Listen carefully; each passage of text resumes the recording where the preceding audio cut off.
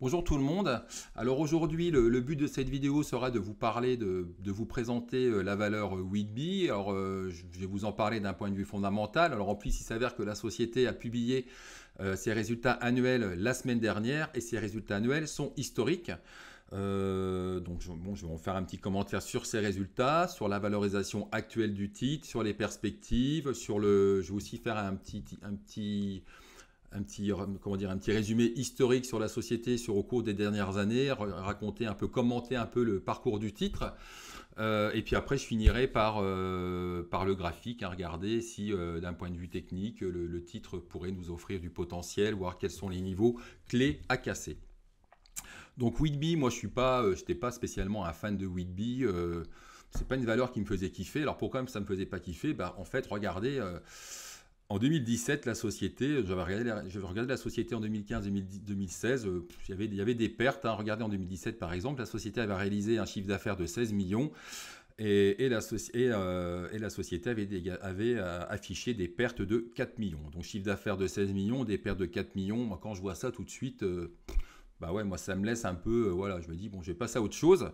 2018, le chiffre d'affaires était en hausse et ce qui était intéressant là en 2018, c'est on assistait à une forte réduction des pertes puisque les pertes n'étaient plus que de 757 000 euros. 2019, alors c'est en 2019, enfin c'est en 2020 que je me suis intéressé au titre. Alors le titre 2020, pourquoi je me suis intéressé au titre en 2020? Ça fait suite à la publication des résultats annuels de Whitby. Alors Whitby, je ne l'ai pas dit, c'est un éditeur de logiciels. Donc le 21 avril 2020, ce qui m'interpelle dans la publication des résultats annuels de Whitby, c'est les bénéfices qui ont été dégagés sur le deuxième semestre 2019. Donc on voit sur le premier semestre 2019, on voit que la société était en perte, 2,9 millions. Donc voilà, je me dis ça y est, de toute façon c'est comme d'hab, la société va encore réaliser des pertes.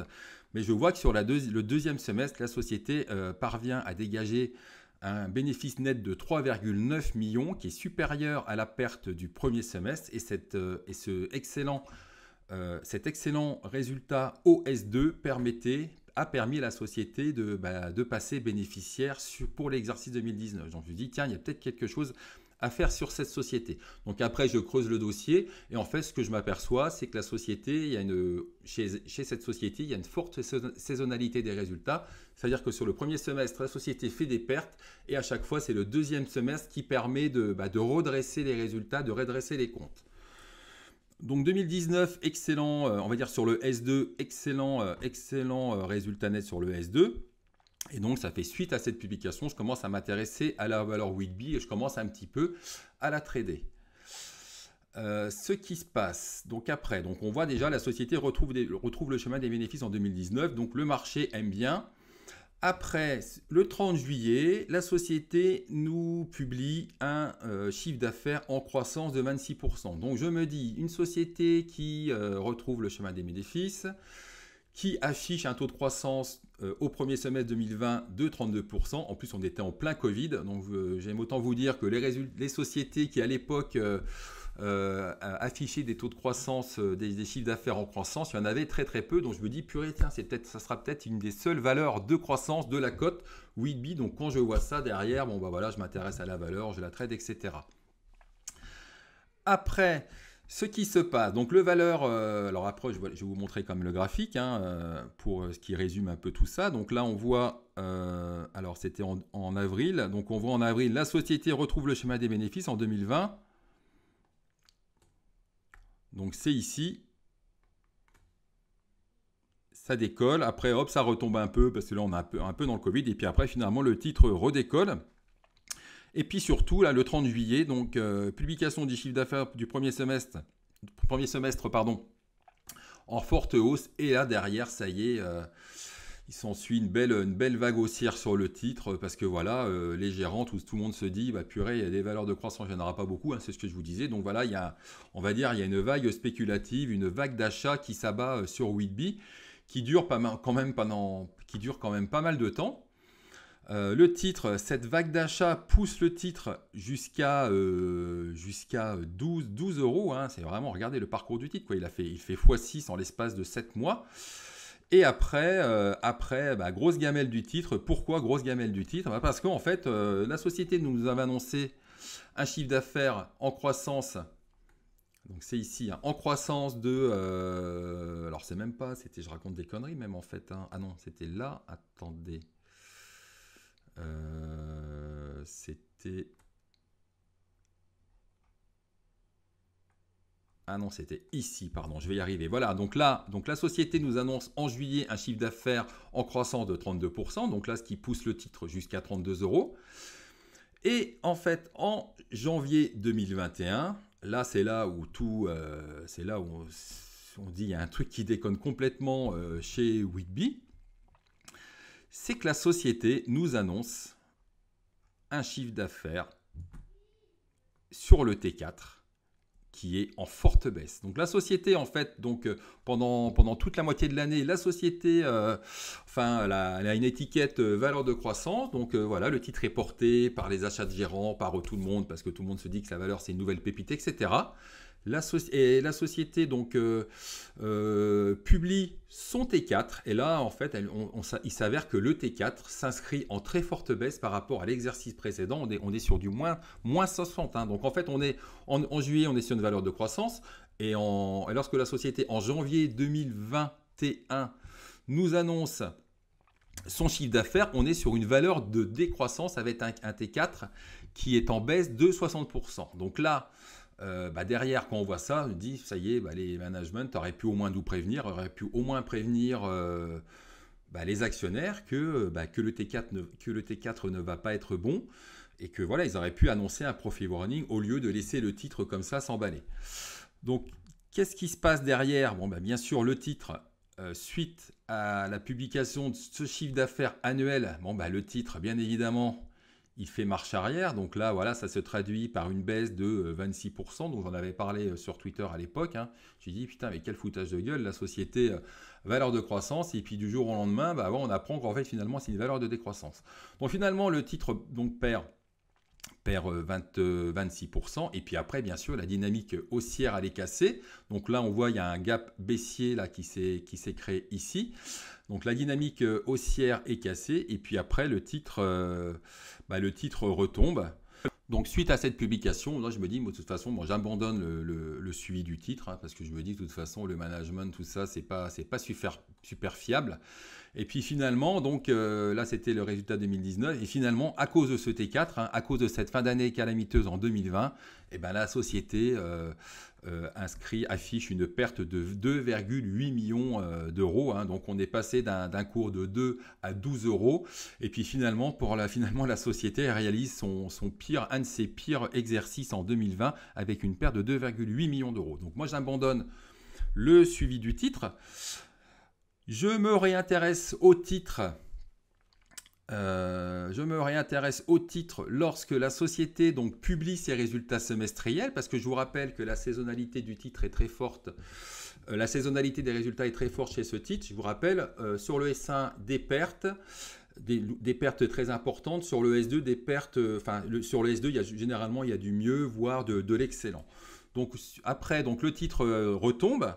Et en fait, là, on arrive sur les résultats semestriels 2021. Et là, on voit que sur les résultats semestriels 2021, on voit que cette forte saisonnalité, alors effectivement, la société, comme d'habitude, OS1, publie des pertes, mais on voit que les pertes, il y a une forte réduction des pertes. Donc je me dis, ah tiens, ça c'est quand même intéressant, c'est que la société, elle est ok, sur le T4 2020, il y a eu un gros coup de mou, elle s'est un peu foutu de notre gueule, mais là, tiens, il y a quand même, là sur l'exercice d'après, le premier semestre quand même part plutôt bien, puisqu'on a un premier semestre en croissance, et puis en plus, on a quand même une forte réduction des pertes. Donc là, je me réintéresse au titre, et puis surtout, qu'est-ce que je me dis quand je vois ça? Lorsque je vois ces résultats semestriels qui sont publiés le 22 septembre 2021, je me dis, le S2 2021 devrait être excellent. Pourquoi il va être excellent? Parce qu'on avait déjà l'effet de base, il y aura un effet de base favorable. Je vous rappelle que le S2 2020 n'avait pas été bon. Donc déjà quand on va comparer le chiffre d'affaires S2 2021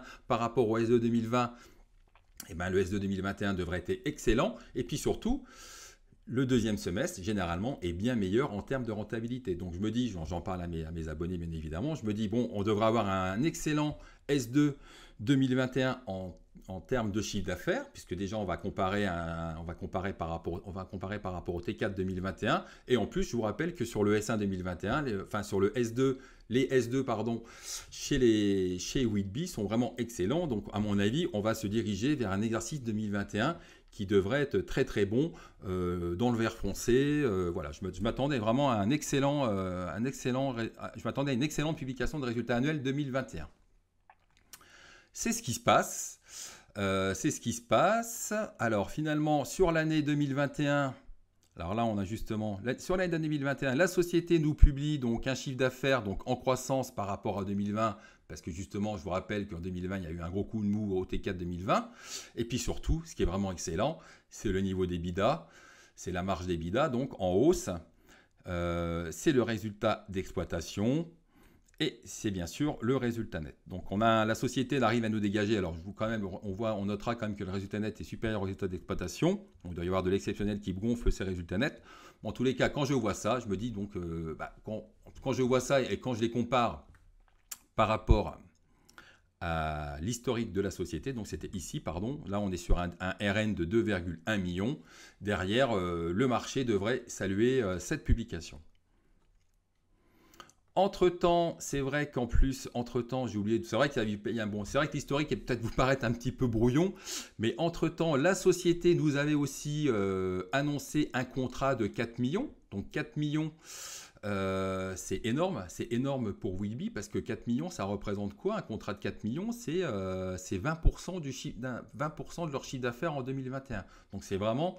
Voilà, la société nous annonce un contrat de 4 millions, donc c'est vraiment un contrat significatif par rapport au chiffre d'affaires de Whitby. Donc, on a une bonne publication des résultats annuels. Donc, quand on regarde les ratios, alors quand on regarde les ratios, on arrondit à 2 millions de RN. 2 millions de RN, ça nous donne un PER autour des 16. Alors ce PER de 16, vous allez me dire, ouais, c'est quand même pas donné. Alors c'est vrai que c'est pas donné.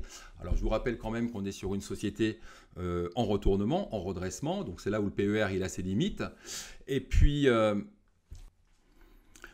le PER, il a aussi ses limites, étant donné que la valeur, c'est une valeur de croissance. Alors un PER, c'est vrai que c'est sur une valeur de forte croissance, généralement, le PER, on peut considérer qu'il doit être plus important. Alors il y a le PEG, qui a un ratio financier qui a été, on va dire, inventé par Lynch.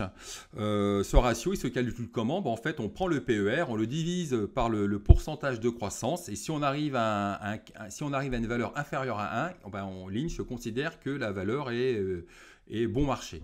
Alors, dans le cadre de Whitby, si on se base sur les ratios 2021, donc ce fameux PEG, donc c'est ce fameux ratio inventé par Lynch, si on retient un PER de 16 et qu'on divise par 33, donc on a un PEG, on va dire, qui est de 0,5. Et vu que le PEG est de 0,5, si on prend le raisonnement de Lynch, un PEG de 0,5, et il s'avère que cette société est peu valorisée, s'avère, on va dire, sous-valorisée.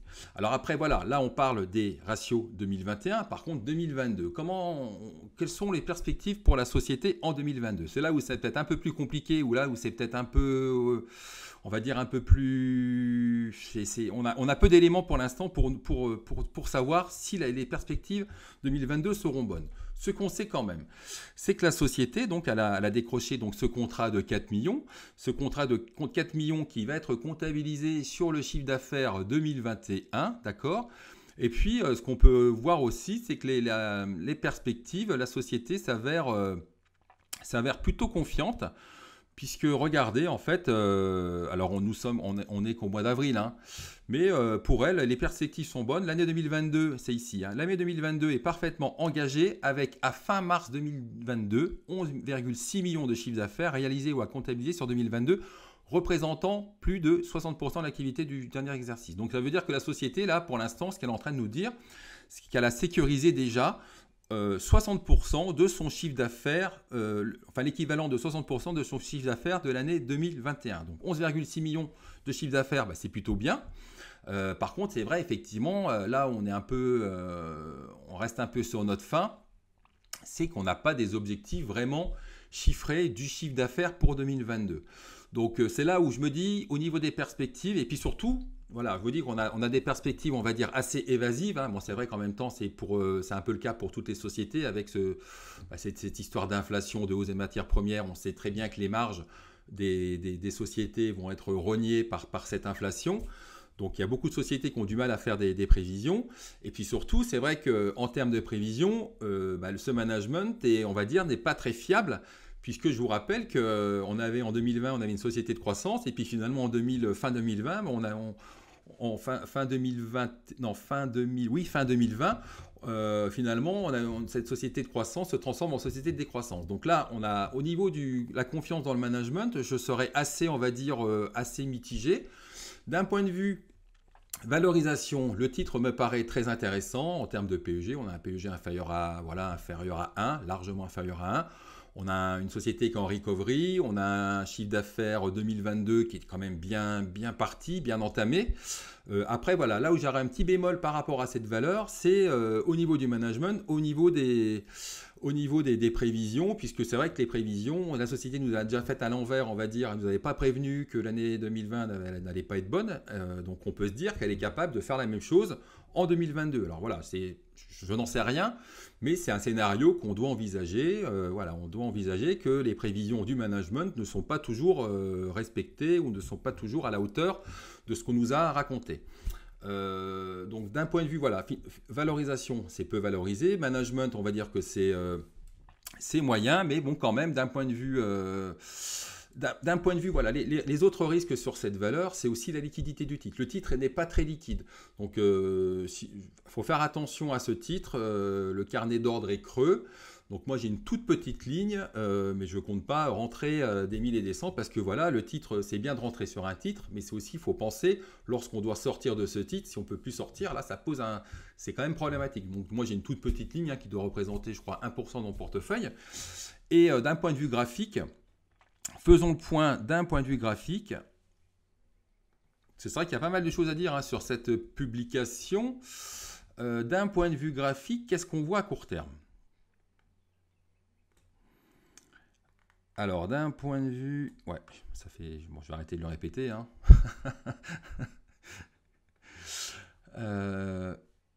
Là, alors on voit... Donc là, on voit que le titre, c'est l'or, je pense que c'est... Non, c'est ici. Voilà, le gap là, le gap qui s'est formé, cela fait suite à la publication des résultats annuels, qui ont été annoncés jeudi soir. Donc, excellent résultat annuel. Je vous l'ai dit, PEG inférieur à 1, etc. Bon, perspective plutôt pas mal. La société est confiante. Le titre est encore recherché sur la séance du lundi. Et là, on voit quand même qu'on arrive sur un niveau de résistance ici. Donc, c'est ce niveau de résistance qu'il faudra casser pour que le titre ait un nouvel élan haussier. Donc là, le niveau de résistance, c'est les 7, c'est les 8 clôtures. On a une clôture à combien ?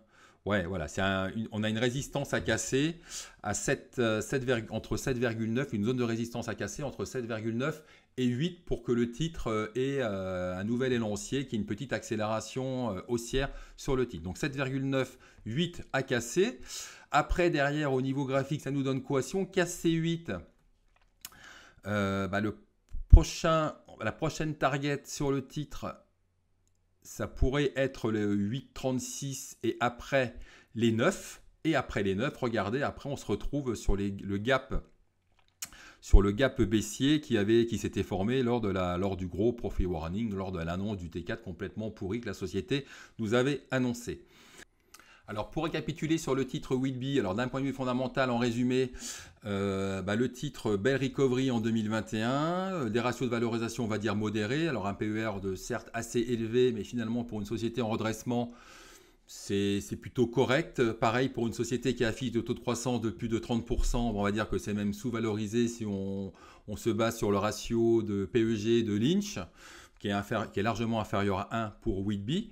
2022 s'annonce plutôt pas mal puisque la société est optimiste. Elle vient de décrocher un gros contrat de 4 millions qui couvre déjà l'équivalent de 60% du chiffre d'affaires de 2021. Donc c'est quand même des perspectives, c'est plutôt pas mal. Après, c'est vrai qu'on n'a pas de données vraiment chiffrées. D'un point de vue graphique, c'est plutôt excellent, puisque là, regardez, on est sur une zone de résistance. Les 7,9, les 8 sont à casser. Et s'ils sont cassés, eh bien, on pourrait avoir un nouvel élan haussier sur le titre. Alors peut-être que des gérants là sont en train de regarder les comptes et puis ils se disent que finalement, Whitby, c'est vrai que 2022, ça s'annonce plutôt pas mal. Voilà, on aura peut-être une belle année 2022. Donc, ça va peut-être attirer de nouveau quelques gérants. Et puis après, les bémols, voilà, c'est le management qui faut faire attention avec les prévisions de ce management, puisque je vous rappelle, avec cet accident en 2020, là, il faut plutôt faire gaffe. Et puis l'autre bémol, c'est la liquidité sur le titre. Hein. La liquidité n'est pas forcément toujours au rendez-vous. Donc, attention aux carnets d'ordre qui sont creux. Voilà, donc c'est bien beau de rentrer une ligne de Whitby, mais il faut aussi penser à sa sortie. Il faut penser aussi à lorsqu'on va sortir du titre. Et puis aussi, l'autre problème aussi que je vois sur Whitby, c'est la communication. Alors, effectivement, il y a le management, j'en ai parlé, mais surtout quand la société communique très peu. Donc, c'est quand même assez difficile d'avoir des informations. Donc, voilà, un titre intéressant que j'ai en portefeuille, que je vais continuer de suivre, que je vais trader. Mais après, je pense que lors du prochain retournement haussier, il se pourrait que je solde ma ligne Whitby. Voilà, j'espère que cette vidéo vous aura intéressé. Et puis, je vous invite, si c'est le cas, à liker la vidéo et puis à vous abonner à la chaîne. Allez, à bientôt.